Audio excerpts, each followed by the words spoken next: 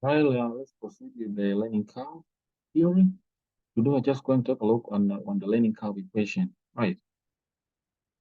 How do we determine the learning curve equation and how do you apply it to the question? That's what we're going to see today.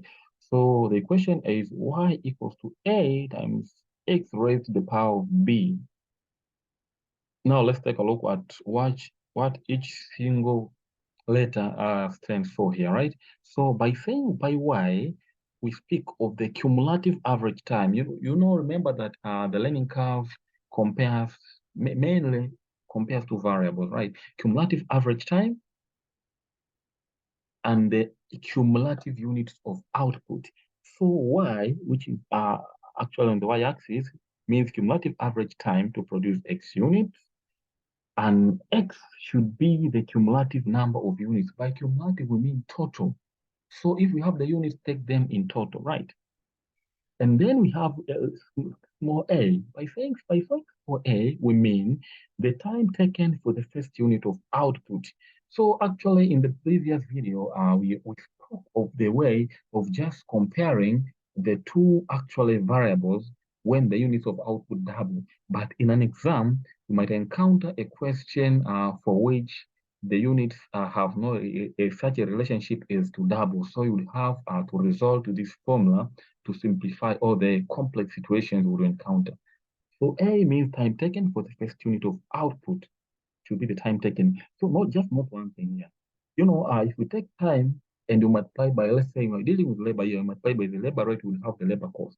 So in case A equals to the labor cost for the first unit, Y should also be the cumulative average labor cost per unit to produce X units, right?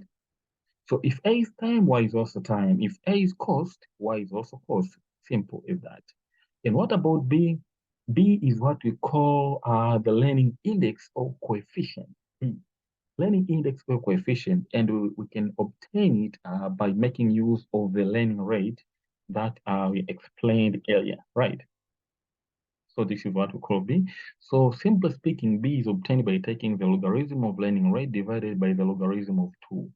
And just by doing that, you will have your learning index or learning coefficient. Of course, most of the times in an exam, you will be given this learning index or learning coefficient.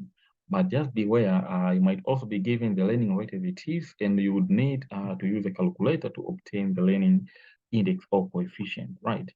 Okay, so learning rate, LR means learning rate.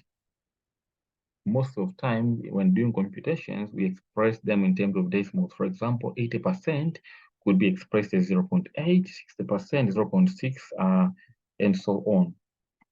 All right, as I said earlier, if A represents labor cost per unit, Y would also be cumulative average cost per unit. All right, so let's take a look. Let's go and take a look at an example before doing these computations here. The computations. Here we have the computations. You can see list 5 assumptions for learning curve theory to hold true. I think we just have to mention them.